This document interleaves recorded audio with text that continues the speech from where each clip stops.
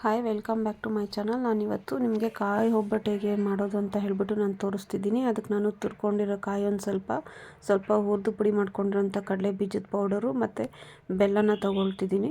So ಕಡಲೆ ಬೀಜದ powder ನಾನು ಜಸ್ಟ್ ಟೇಸ್ಟ್ಗೋಸ್ಕರ ತೊಗೊಳ್ತಿರೋದು ಅಷ್ಟೇ, ಜಾಸ್ತಿ ತೊಗೊಂಡಿಲ್ಲ. ಸೊ ಅದಕ್ಕೆ ನಾನು ಸ್ವಲ್ಪ ತೊಗೊಂಡಿದ್ದೀನಿ. ಅದನ್ನ ಮಾಡೋದು ಹೇಗೆ ಅಂತ ಹೇಳಿದ್ರೆ, ನಾನು ಅಷ್ಟು ರೆಡಿ ಮಾಡಿಕೊಂಡು ನಾನು ಫಸ್ಟ್ ಅದನ್ನು ಹಿಟ್ಟನ್ನ ರೆಡಿ ಮಾಡ್ಕೊಳ್ತಿದ್ದೀನಿ. ಆ ಹಿಟ್ಟು ರೆಡಿ ಮಾಡೋದಕ್ಕೆ ಫಸ್ಟು ಒಂದು ಸ್ವಲ್ಪ ಚಿಟಿಕೆ ಉಪ್ಪು ಹಾಕ್ಬಿಟ್ಟು ಸ್ವಲ್ಪ ನೀರು ಹಾಕ್ಬಿಟ್ಟು ಅದು ಮಿಕ್ಸ್ ಮಾಡಿಬಿಟ್ಟು ಅದಕ್ಕೆ ಮೈದಾ ಹಿಟ್ಟು ಹಾಕ್ಕೊಳ್ತಾ ಇದ್ದೀನಿ. ಉಪ್ಪು ಜಾಸ್ತಿ ಹಾಕ್ಬಾರ್ದು. ನಾವು ಚಪಾತಿಗೆ ಅಥವಾ ಬೇರೆದಕ್ಕೆ ಹಾಕ್ತೀವಲ್ಲ ಆ ಥರ ಉಪ್ಪು ಜಾಸ್ತಿ ಹಾಕಬಾರ್ದು, ಚೆನ್ನಾಗಿರೋದಿಲ್ಲ. ಚಿಟಿಕೆ ಉಪ್ಪು ಮಾತ್ರ ಹಾಕಬೇಕು. ಉಪ್ಪು ಹಾಕ್ಬಿಟ್ಟು ಮೈದಾ ಹಿಟ್ಟು ಹಾಕ್ಕೊಂಡು ನೀಟಾಗಿ ಕಲಿಸ್ಕೋಬೇಕು ಅಂತ ಹೇಳಿದ್ರೆ ಚಪಾತಿ ಹಿಟ್ಟಿನ ಅದಕ್ಕೆ ಕಲಿಸ್ಕೋಬಾರ್ದು, ಒಂದು ಸ್ವಲ್ಪ ಮೆತ್ತಕ್ಕೆ ಕಲಿಸ್ಕೋಬೇಕು. ಸೊ ನಾನು ತೋರಿಸ್ತೀನಿ ನೋಡಿ, ಅದೇ ಥರ ಕಲಿಸ್ಕೊಳ್ಳಿ. ಇಲ್ಲ ಅಂತ ಹೇಳಿದ್ರೆ ಅದು ಬರೋದಿಲ್ಲ, ಒಬ್ಬಟ್ಟು ಚೆನ್ನಾಗಿರೋದಿಲ್ಲ. ಇದು ನಮ್ಮ ಸ್ಟೈಲಲ್ಲಿ ಮಾಡ್ತಾರೋ ಒಬ್ಬಟ್ಟು. ಸೊ ನೋಡಿ, ಈ ಥರ ಚೆನ್ನಾಗಿ ಕಲಿಸ್ಕೋಬೇಕು. ನೀರು ಹಾಕಿ ಮೈದಾ ಹಿಟ್ಟು ಹಾಕಿರೋದ್ರಿಂದ ಈ ಥರ ಅಂಟ್ತಾ ಇರುತ್ತೆ ಕೈಗೆ. ಸೊ ಇದೆಲ್ಲ ನೀಟಾಗಿ ಕಲಿಸ್ಕೊಂಡಿದ್ದಾದಮೇಲೆ, ಹಿಟ್ಟೇನು ಇಲ್ಲದೆ ನೀಟಾಗಿ ಕಲಿಸ್ಕೊಂಡಿದ್ದಾದಮೇಲೆ ಅದಕ್ಕೆ ನಾವು ಸ್ವಲ್ಪ ಎಣ್ಣೆ ಹಾಕ್ಕೋಬೇಕು. ಎಣ್ಣೆ ಹಾಕ್ಕೊಂಡು ಚೆನ್ನಾಗಿ ಮಿಕ್ಸ್ ಮಾಡಬೇಕು. ಚೆನ್ನಾಗಿ ಮಿಕ್ಸ್ ಮಾಡಿ ನಾವೆಷ್ಟು ಮಿಕ್ಸ್ ಮಾಡಿ ಅದನ್ನೆಷ್ಟು ನೆನೆಯಕ್ಕೆ ಇಟ್ಟಿರ್ತೀವಲ್ಲ ಅಷ್ಟು ಚೆನ್ನಾಗಿ ಬರುತ್ತೆ ಒಬ್ಬಟ್ಟು. ಸೊ ಅದಕ್ಕೇ ಚೆನ್ನಾಗಿ ಮಿಕ್ಸ್ ಮಾಡಿಕೊಂಡು ಅದನ್ನು ನೆನೆಯಕ್ಕೆ ಇಟ್ಬಿಡ್ಬೇಕು. ನಾವೆಷ್ಟು 2 hours 3 hours ಎಷ್ಟು ಲೇಟಾಗಿ ನಾವು ಇದು ಮಾಡ್ತೀವೋ ಎಷ್ಟು ನೆನೆಯುತ್ತೋ ಒಬ್ಬಟ್ಟು ಅಷ್ಟು ಚೆನ್ನಾಗಿ ಬರುತ್ತೆ. ಅದೇ ಮೈದಾ ಸ್ಪೆಷಾಲಿಟಿ. ಇಲ್ಲ ಅಂತ ಹೇಳಿದ್ರೆ ಒಬ್ಬಟ್ಟು ಚೆನ್ನಾಗಿ ಬರೋದಿಲ್ಲ, ಕೈಗೆ ಎಲ್ಲ ಮೆತ್ಕೊಳ್ತಾ ಇರುತ್ತೆ. ಅದಕ್ಕೆ ಎಣ್ಣೆ ಹಾಕ್ಬಿಟ್ಟು, ಎಣ್ಣೆ ಸ್ವಲ್ಪ ಜಾಸ್ತಿನೇ ಹಾಕ್ಬಿಟ್ಟು ನೆನೆಸಿಟ್ಬಿಡಿ. ನೋಡಿ ಈ ಥರ.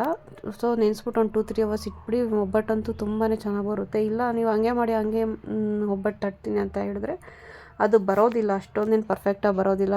ಒಬ್ಬಟ್ಟು ಹರಿದೋಗುತ್ತೆ ಅಥವಾ ಕೈಗೆ ಅಥವಾ ಇಂಚಿಗೆ ಅಂಟ್ಕೊಳ್ತಿರುತ್ತೆ. ಅದಕ್ಕೋಸ್ಕರ ನಾನು ನೆನೆಸಿಡಿ ಅಂತ ಹೇಳ್ತಿದ್ದೀನಿ.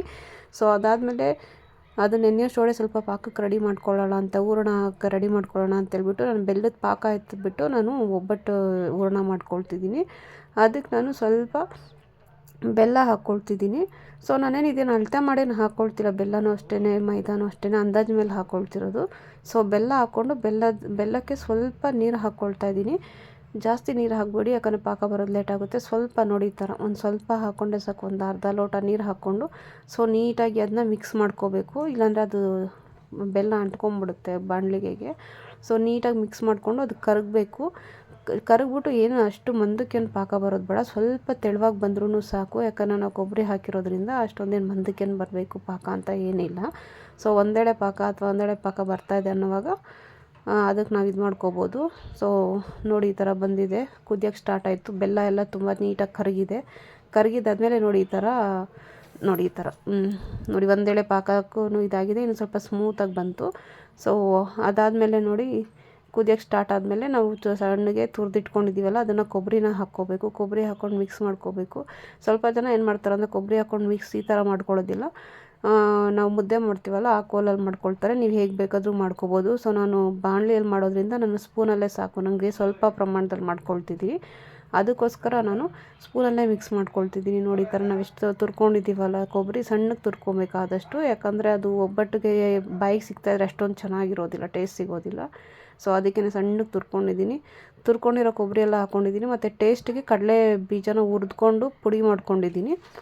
ಸೊ ತರಿಯಾಗಿ ಪುಡಿ ಮಾಡ್ಕೊಬೋದು, ಬೇಕು ಅಂತೇಳಿ ನಾನು ನುಣ್ಣಿಗೆ ಪುಡಿ ಮಾಡಿಕೊಂಡು ಬರೀ ಟೇಸ್ಟ್ಗೋಸ್ಕರ ಹಾಕ್ಕೊಳ್ಳಿ, ಟೇಸ್ಟು ಚೆನ್ನಾಗಿ ಬರುತ್ತೆ. ಸೊ ಅದಾದಮೇಲೆ ನೋಡಿ ಸ್ವಲ್ಪ ಏಲಕ್ಕಿ ಹಾಕ್ಕೊಳ್ತಿದ್ದೀನಿ. ಏಲಕ್ಕಿ ಬೇಕೇ ಬೇಕು ಎಲ್ಲ ಸ್ವೀಟ್ಸ್ಗೂ ಅಲ್ವಾ. ಸೊ ಅದಕ್ಕೆ ಏಲಕ್ಕಿ ಪುಡಿನ ಹಾಕ್ಕೊಂಡು ನೀಟಾಗಿ ಅದನ್ನೆಲ್ಲ ಮಿಕ್ಸ್ ಮಾಡಿಕೊಂಡ್ರೆ, ಅದು 3 ಒಗ್ಗೋ ಥರ ಮಿಕ್ಸ್ ಮಾಡಿಕೊಂಡ್ರೆ ಪಾಕ ರೆಡಿ ಆಗುತ್ತೆ. ನೋಡಿ ಈ ಥರ ಹೂರಣ, ಪಾಕ ಅಂತೇಳೋದಿಲ್ಲ, ಇದು ಹೂರಣ ರೆಡಿಯಾಗಿರುತ್ತೆ ಕೊಬ್ಬರಿ ಹಾಕ್ಬಿಟ್ಟು. ಅದಾದಮೇಲೆ ಈಗ ಹಿಟ್ಟೆಲ್ಲ ಚೆನ್ನಾಗಿ ನೆಂದಿರುತ್ತೆ ನೋಡಿ. ಹೂರಣ ಯಾವ ಥರ ಬರುತ್ತೆ ಅಂದರೆ ಈ ಥರ ಬರುತ್ತೆ. ಎಲ್ಲನೂ ಮಿಕ್ಸ್ ಮಾಡಿಕೊಂಡು ಸ್ವಲ್ಪ ಬಿಸಿ ಮಾಡಿಕೊಂಡ್ರೆ ಹೂರಣ ಈ ಥರ ಬರುತ್ತೆ. ಹೂರಣ ಗಟ್ಟಿಯಾಗಬಾರ್ದು, ಒಬ್ಬಟ್ಟು ತಟ್ಟೋಕ್ಕಾಗಲ್ಲ. ಜಾಸ್ತಿ ನೀರು ಆಗಬಾರ್ದು, ಅದು ಹಂಗಿದ್ರೂ ಒಬ್ಬಟ್ಟು ತಟ್ಟೋಕ್ಕಾಗೋದಿಲ್ಲ. ಮೀಡಿಯಮ್ಮಾಗಿ ನೋಡಿಕೊಂಡು ಹೂರಣ ಪಾಕ ಎತ್ಕೋಬೇಕು. ಇಲ್ಲ ಅದೊಂದೇ ಮೇಯ್ನ್ ಹೂರಣನೇ ಒಬ್ಬಟ್ಟಿಗೆ, ಅದೇ ನೀಟಾಗಿ ಬಂದಿಲ್ಲ ಅಂದರೆ ಒಬ್ಬಟ್ಟು ನೀಟಾಗಿ ಬರೋದಿಲ್ಲ. ಸೊ ಅದಾದಮೇಲೆ ನಾನು ಬಾಳೆ ಎಲೆಗೆ ಅದು ನೆಂದಿದೆ ಚೆನ್ನಾಗಿ ಹಿಟ್ಟು. ಸೊ ನಾನು ಬಾಳೆ ಎಲೆಗೆ ಸ್ವಲ್ಪ ಎಣ್ಣೆ ಹಾಕ್ಕೊಂಡು ಬಾಳೆ ಎಲೆ ಮೇಲೆ ಮಾಡ್ಕೊಳ್ತಿದ್ದೀನಿ. ಸ್ವಲ್ಪ ಜನ ಪ್ಲಾಸ್ಟಿಕ್ ಪೇಪರ್ ಮೇಲೆನೂ ಮಾಡ್ಕೊಳ್ತಾರೆ. ನಾನು ಪ್ಲಾಸ್ಟಿಕ್ ಪೇಪರ್ಗಿಂತ ಬಾಳೆ ಎಲೆನೇ ಕಂಫರ್ಟಬಲ್ ಅನ್ನಿಸ್ತು, ಅದಕ್ಕೋಸ್ಕರ ನಾನು ಬಾಳೆ ಎಲೆ ಮೇಲೇ ಮಾಡ್ಕೊಳ್ತೀನಿ. ನೋಡಿ ಈ ಥರ ಎಣ್ಣೆ ಹಾಕಿ ಅದ್ರ ಮೇಲೆ ಮೈದಾ ಆ ಥರ ಹಾಕ್ಕೊಂಡು ಉಂಡೆ ಮಾಡಿಟ್ಕೊಂಡಿರೋಂಥ ಹೂರಣ ಹಾಕ್ಕೊಂಡು ನೀಟಾಗಿ ಒಬ್ಬಟ್ಟು ತಟ್ಕೊಳ್ಳೋವಾಗ ನೋಡಿ ಕೈಗೆ ಒಂಚೂರು ನನಗೇನು ಮೈದಾ ಹಿಟ್ಟು ಮೆತ್ತಾ ಇಲ್ಲ, ಅಂದರೆ ನೀಟಾಗಿ ಅದು ನೆಂದಿದೆ ಮತ್ತು ಹಿಟ್ಟು ಕೂಡ ಚೆನ್ನಾಗಿದೆ ಅಂತ ಹೇಳಿಬಿಟ್ಟು ನೋಡಿ ಈ ಥರ ನೀಟಾಗಿ ತಟ್ಕೊಂಡು ಔಟ್ಸೈಡ್ ಎಕ್ಸ್ಟ್ರಾ ಏನು ಬರುತ್ತೆ ಮೈದಾ, ಖಾಲಿ ಮೈದಾ ಇರುತ್ತಲ್ಲ ಅದನ್ನ ಎತ್ತಿ ಪಕ್ಕಕ್ಕೆ ಇಟ್ಕೊಂಬಿಡಿ. ಇಲ್ಲಾಂತೇಳಿ ಅದು ಟೇಸ್ಟ್ ಸಿಗೋದಿಲ್ಲ, ಬರೀ ಮೈದಾನೇ ಇರುತ್ತೆ. ಹೂರಣ ಎಷ್ಟಿರುತ್ತೋ ಅಷ್ಟು ಮಾತ್ರ ಮೈದಾ ಇಟ್ಕೊಳ್ಳಿ. ಮಿಕ್ಕಿದ್ದು ನೋಡಿ ಈ ಥರ ಎಕ್ಸ್ಟ್ರಾ ಇರೋದನ್ನೆಲ್ಲ ಎತ್ತಿ ಪಕ್ಕಕ್ಕೆ ಹಾಕ್ಕೊಬಿಡಿ. ಅದಕ್ಕೆ ಇನ್ನೊಂದು ಒಬ್ಬಟ್ಟಕ್ಕಾಗುತ್ತೆ. ನೋಡಿ ಈ ಥರ ಎಷ್ಟು ತೆಳುವಾಗಿ ಬೇಕಾದ್ರೂ ತಟ್ಕೊಬೋದಿತ್ತು. ಇದು ಬೇಳೆ ಆಗಿದ್ರೆ ಸ್ವಲ್ಪ ತೆಳುವಾಗಿ ಬರುತ್ತೆ. ಇದು ಕಾಯಿ ಒಬ್ಬಟ್ಟಾಗಿರೋದ್ರಿಂದ ಜಾಸ್ತಿ ತೆಳುವಾಗಿ ತಟ್ಟೋಕ್ಕಾಗಲ್ಲ. ಹೋದರೆ ಅದು ಒಬ್ಬಟ್ಟು ಒಡೆದೋಗ್ಬಿಡುತ್ತೆ. ಸೊ ನೋಡಿ ಈ ಥರ ತಟ್ಕೊಂಡು ನಾನು ಹೆಂಚನ್ನ ಕಾಯಕ್ಕೆ ಇಟ್ಕೊಂಡಿದ್ದೀನಿ. ಹೆಂಚನ್ನ ಕಾಯಕ್ಕೆ ಇಟ್ಕೊಂಡ್ಮೇಲೆ ಕಾದ್ಮೇಲೆ ಅದಕ್ಕೆ ಸ್ವಲ್ಪ ಎಣ್ಣೆ ಹಾಕ್ಬಿಟ್ಟು ಹೆಂಚ ಮೇಲೆ ಮತ್ತು ತಟ್ಕೊಂಡಿರೋಂಥ ಒಬ್ಬಟ್ಟನ್ನ ಹಾಕಿ ಎರಡೂ ಸೈಡನ್ನು ಬೇಯಿಸ್ಕೊಳ್ಳಿ. ನಾನು ತುಪ್ಪ ಹಾಕಲ್ಲ, ಇದು ಒಬ್ಬಟ್ಟು ಬೇಯಿಸೋದಕ್ಕೆ ಎಣ್ಣೆ ಹಾಕ್ಕೊಳ್ತಾ ಇದ್ದೀನಿ. ಸೊ ಕಾಯಿ ಒಬ್ಬಟ್ಟಕ್ಕೆ ಅಷ್ಟೊಂದಿನ ತುಪ್ಪ ಚೆನ್ನಾಗಿರೋದಿಲ್ಲ, ಅದಕ್ಕೋಸ್ಕರ ನಾನು ಎಣ್ಣೆ ಹಾಕ್ಕೊಂಡು ಅದು ನೀಟಾಗಿ ಎರಡೂ ಕಡೆ ಬೇಯಿಸ್ಕೊತೀನಿ. ಇದು ಬೆಲ್ಲ ಪಾಕ ಎತ್ಕೊಂಡಿರೋದ್ರಿಂದ ಸ್ವಲ್ಪ ಕಪ್ಪು ಬರುತ್ತೆ ಒಬ್ಬಟ್ಟು. ಸೊ ಇದು ಸೀದೋಗಿಲ್ಲ, ಜಸ್ಟ್ ಬೆಲ್ಲ ಹಾಕಿರೋದ್ರಿಂದ ಸ್ವಲ್ಪ ಕಪ್ಪು ಬಂದಿದೆ, ಬಟ್ ಟೇಸ್ಟಿಯಾಗಿರುತ್ತೆ ಇದು ಒಬ್ಬಟ್ಟು. ನೋಡಿ ಈ ಥರ ಎರಡೂ ಕಡೆ ನೀವು ತಿರುಗಿಸ್ಕೊಂಡು ಬೇಯಿಸ್ಕೊಳ್ಳಿ. ನೋಡಿ ತೋರಿಸ್ತೀನಿ ನಾನು ನಿಯರ್ ಬೈ. ನೋಡಿ ಈ ಥರ ಬರುತ್ತೆ ಒಬ್ಬಟ್ಟು, ತುಂಬಾ ಚೆನ್ನಾಗಿ ಬರುತ್ತೆ. ಎಲ್ಲ ಸಿಂಪಲ್ಲಾಗಿರೋ ಬರೀ ನಾನು 3-4 ಇಂಗ್ರೀಡಿಯೆಂಟ್ಸ್ ತೊಗೊಂಡು ನಾನು ಚೆನ್ನಾಗಿ ಒಬ್ಬಟ್ಟು ಮಾಡಿರೋದು. ನನ್ನ ರೆಸಿಪಿ ಇದು ಸ್ಪೆಷಾಲಿಟಿ ಅಷ್ಟೇ, ಜಾಸ್ತಿ ನಾನು ಇಂಗ್ರೀಡಿಯೆಂಟ್ಸ್ ಹಾಕೋದಿಲ್ಲ. ಸಿಂಪಲ್ಲಾಗೂ ಇರಬೇಕು, ಟೇಸ್ಟಿಯಾಗೂ ಇರಬೇಕು, ಹೆಲ್ದಿಯಾಗೂ ಇರಬೇಕು. ಸೊ ಆ ಥರ ನಾನು ಚೂಸ್ ಮಾಡಿಕೊಂಡು ನಾನು ಮಾಡೋದು. ನೋಡಿ ಈ ಥರ ಒಬ್ಬಟ್ಟು. ನೋಡಿ ಇದು ಸೀದಿಲ್ಲ, ಬೆಲ್ಲದ ಪಾಕ ಎತ್ತಿರೋದಕ್ಕೆ ಸ್ವಲ್ಪ ಕಪ್ಪಾಗಿರೋದು ಅಷ್ಟೇ, ಇನ್ನೇನಿಲ್ಲ. ಒಬ್ಬಟ್ಟಂತೂ ತುಂಬಾ ಟೇಸ್ಟಿಯಾಗಿ ಬಂದಿತ್ತು. ನೀವು ಕೂಡ ಒಂದು ಸತಿ ಟ್ರೈ ಮಾಡಿ ಹೇಗಿತ್ತು ಅಂತ ಹೇಳ್ಬಿಟ್ಟು ಕಮೆಂಟ್ ಮೂಲಕ ತಿಳಿಸಿ ನನಗೆ.